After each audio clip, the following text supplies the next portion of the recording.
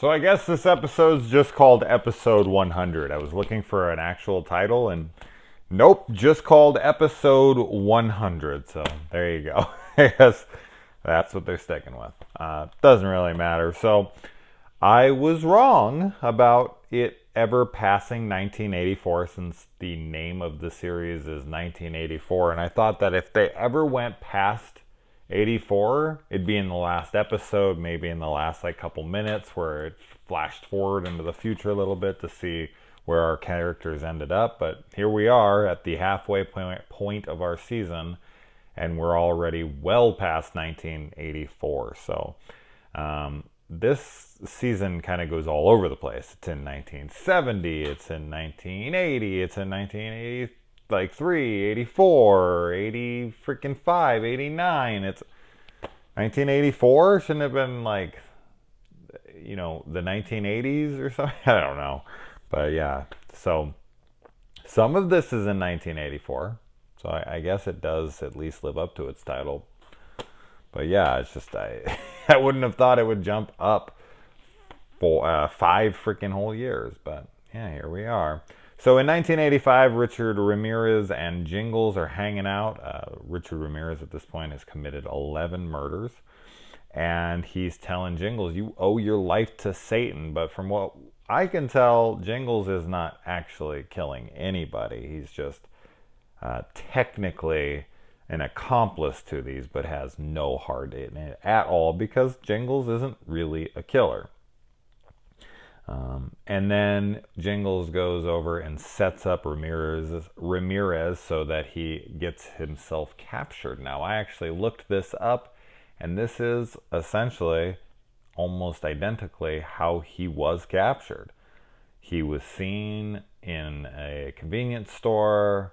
Some women saw a newspaper article. Boom, he saw his picture. He fled. He tried to carjack, couldn't get it. People chased him down, and some guy clubbed him over the head with a pipe, waiting for the authorities to get there before they took him away. So I thought that was interesting that they actually stuck to the way he was captured and added that Jingles was the one that tipped those people off. Although Richard Ramirez does not break out of jail in 1989, but his capture is actually pretty close to how it supposedly happened. So I thought that was pretty cool. All right, so then we jump forward to 1989, and Brooke is on death row, and the camp has become, I guess, a abandoned area, and shit's written all over the place. It's been tagged. Brooke wants your blood. She's become the new Jingles of the area.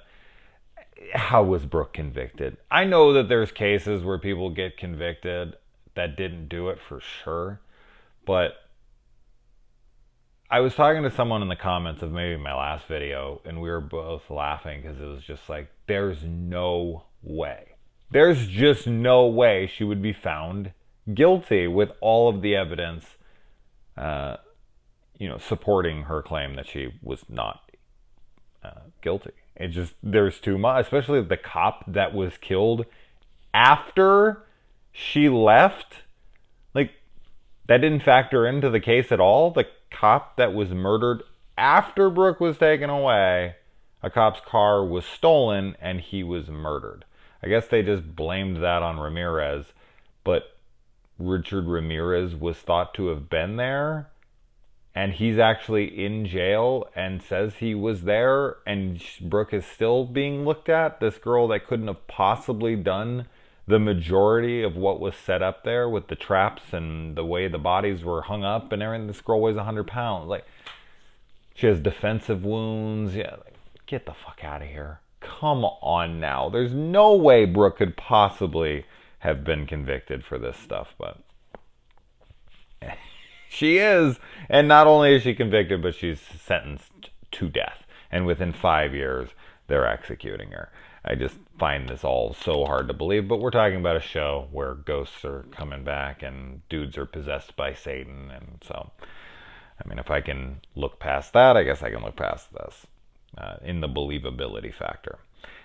Great soundtrack in this episode, man. We got freaking Motley Crue's Home Sweet Home, and we've got a lot of great songs in here. So I was definitely digging Flesh for Fantasy and Billy Idol, and lots of good killer tracks here. And then we do see that the counselors or the kids from 1970s that were murdered from 1970 are actually there. First time we see them, but they are there. So I guess if you die on those campgrounds, you come back, period. Xavier and Montana are a couple now. I never really, I for some reason, I wasn't really physically into Montana at almost any point in this season. I think she's a pretty woman. For some reason, this dock scene with that guy she was just very attractive in that scene. I don't know. I just wasn't finding her all that attractive this season. I think it was her hair or something, but I was definitely into it this time. And Margaret is rich now from selling off properties that are tainted. She buys up John Wayne Gacy's house. She just bought the Spawn Ranch and put a freaking Ferris wheel on it and all this stuff. And she has these attractions where people can come and get scared, and it's like a fun house with the actual murder locations. And she's flipping properties that no one wants, which is an interesting idea. I don't think that would work, but the fact that you buy up murder properties and try to make a killing off of them, I thought that was a cool, interesting, unique little spin there for sure. And then we find out that Margaret and Trevor are married. He survives. Sure, why not? And when he wakes up, she's been found out, and he's like, I want some of that money. I want someone to be my sugar mama. And she's like, well, you got to marry me because you can't testify against me otherwise, which I thought was a pretty cool way to spin that. And I was just like, how the hell could these guys possibly be married? Maybe he was actually in some kind of coma. And they sold me on that for a moment, that he was in a coma and came out with no recollection, no memory of what had happened. And I thought maybe, he was just going to realize at some point along the way. Nope, he knew the whole time, and he sold himself out.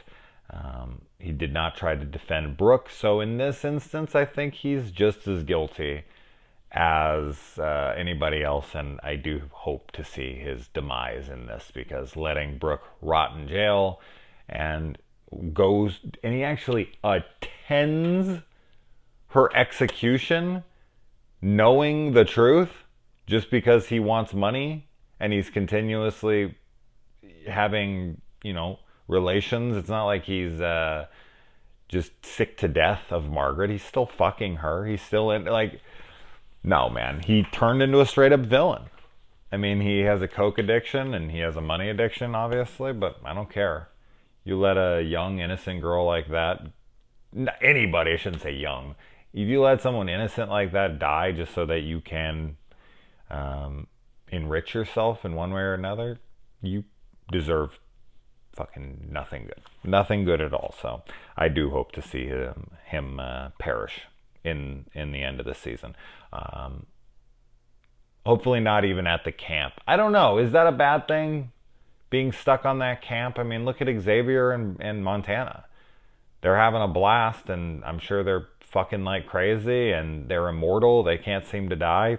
Doesn't sound like a bad gig. It's a beautiful area. Look at all the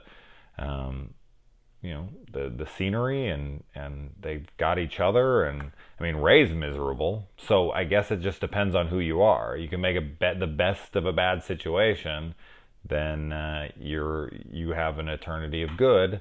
If you're Ray, and he just can't in 5 years seem to accept what's going on, then I guess that's his hell. But we'll see. They even mention in this, why are we here? Why does this happen? They have no idea. There's no, and there seems to be no rules. They're killing whoever they want.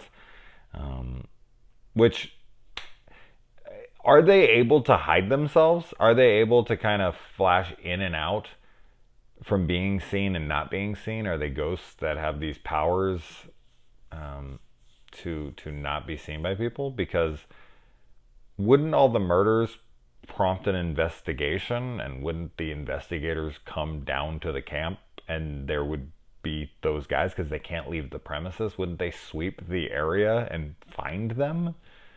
So are they, like, do they have the ability to go invisible, so to speak, and not be seen? That makes no sense to me. But as I said, this show, you just can't use logic. There's no way Brooke would be convicted. How are the fucking cops? Like, I have too many questions that just won't be answered, and I don't think they need to be, but I can't help but pose them. So there you go.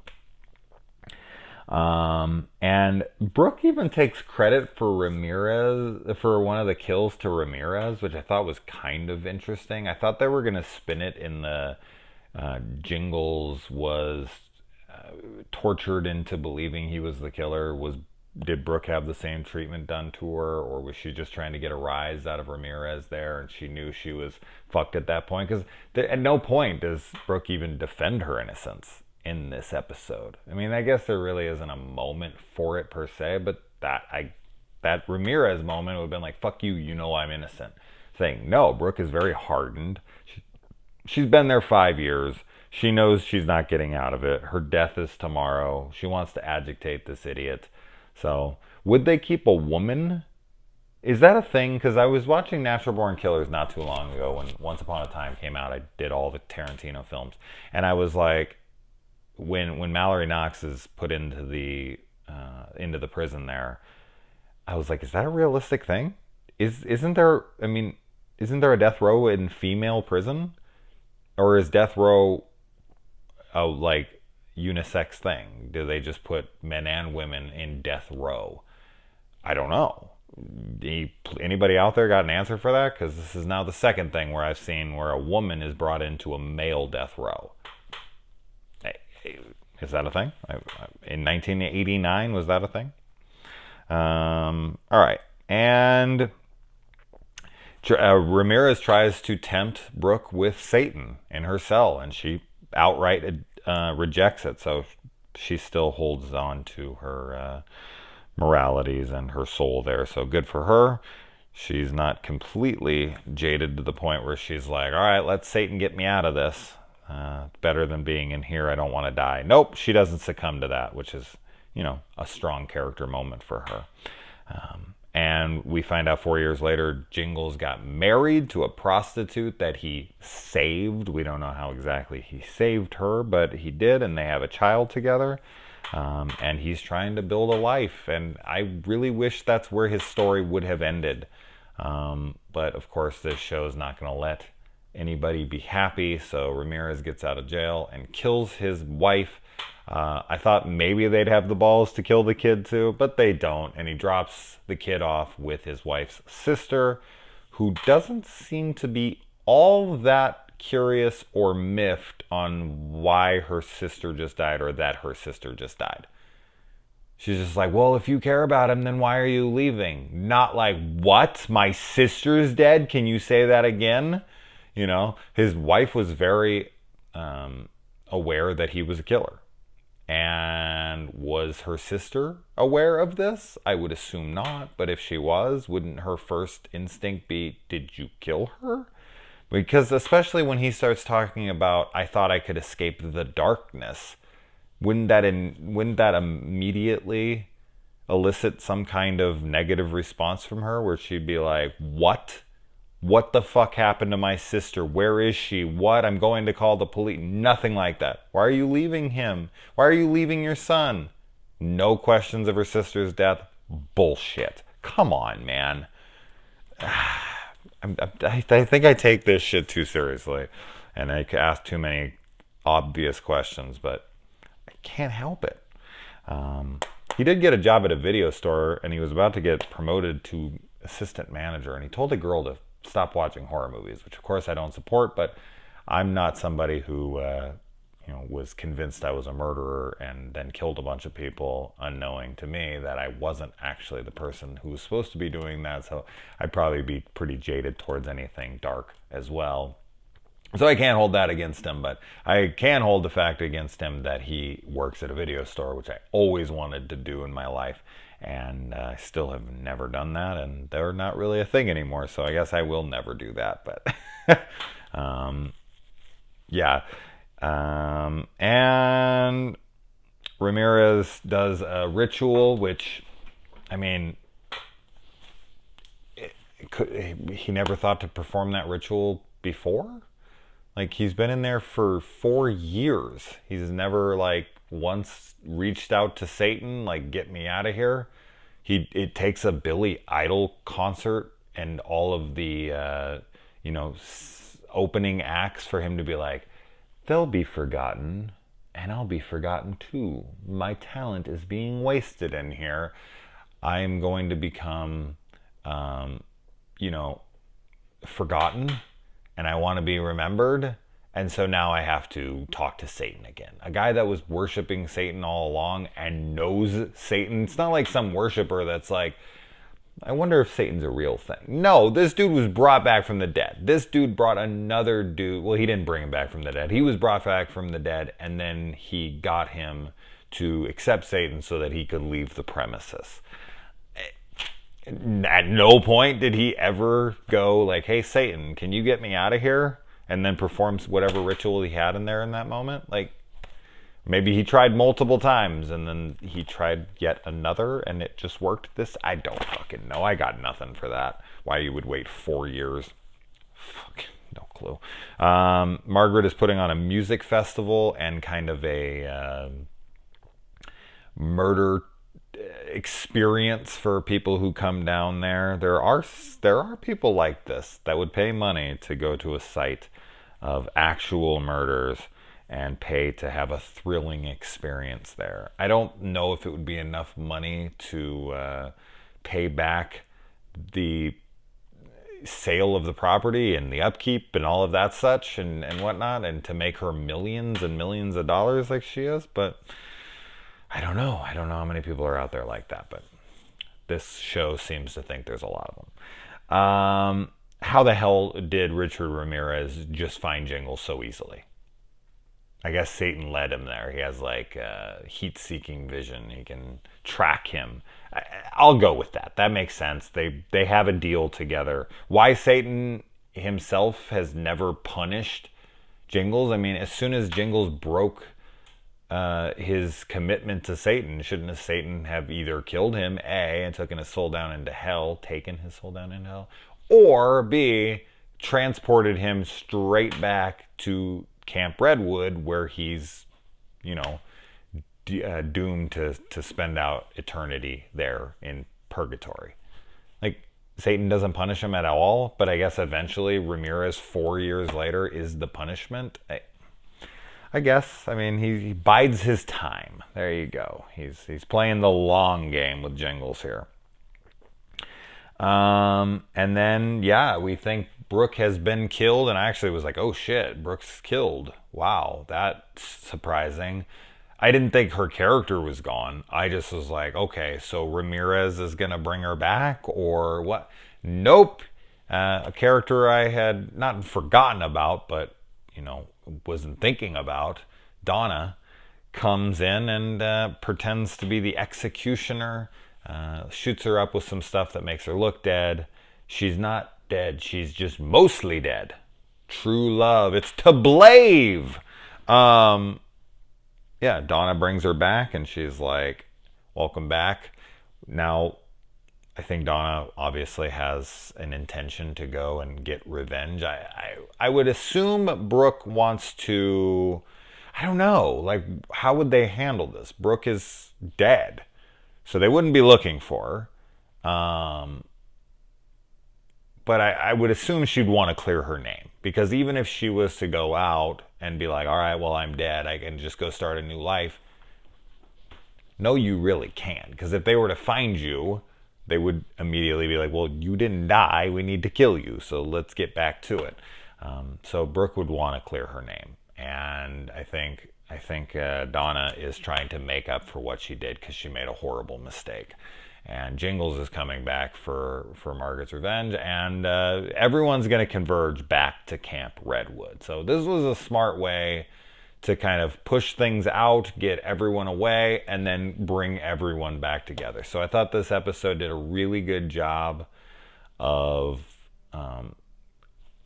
pushing characters out into different directions and giving them all new stories, giving some time between, they really covered a lot in this episode, really, when you think about it. All these characters, where they're at, what their fates are, and then giving them all these reasons, and then kind of leaving on all of their storylines just all about to come back together, Camp Redwood. I thought this was a pretty cool episode and how that did that. So I look forward to seeing what happens in the next episode, episode 101. I hope they have an actual name for it. I think they do already. I just can't remember what it is. Anyways, what do you guys think about this episode? What do you think's next for this season? And what did you think about the episode? Or did I already ask that question? I don't know. It's getting late. Good night.